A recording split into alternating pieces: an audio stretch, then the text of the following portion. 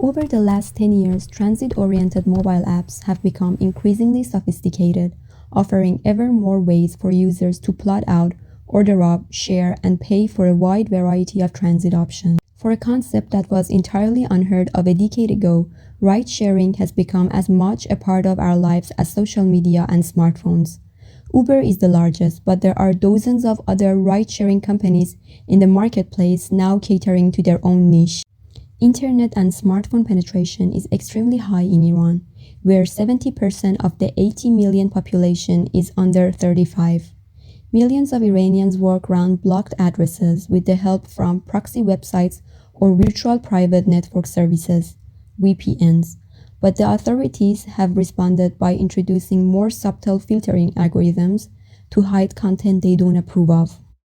In Iran, Twitter, YouTube, and Facebook are among many sites blocked by the authorities, sparing a young generation of people to invent their own versions.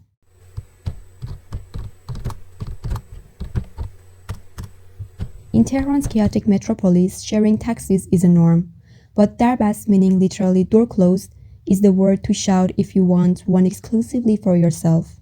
The long-standing tradition is now giving way to its modern substitute, Snap, Iran's version of Uber, which is also offering something unique, a fleet of female drivers for women and children.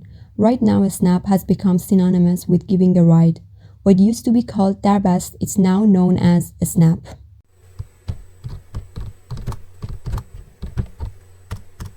In Iran, every other car is a taxi. Some are yellow, some are not. Some have taxi signs, some do not. No one have meters, and all will honk to offer you rides. Shared taxis are the most accessible kind, drives up and down a single street, picking up and dropping off passengers along the way. It's a convenient and yet inexpensive form of public transport that's something like hitchhiking/carpooling with total strangers. A second kind of shared taxi follows preset routes that cover vast expanses of the city, if not traveling between cities.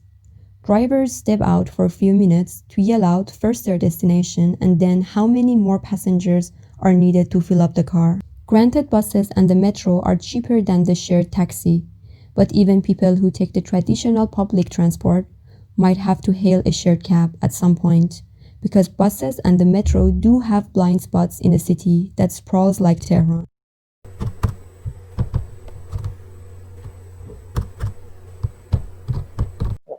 Tehran is a perfect market for ride-hailing because it was very inefficient before.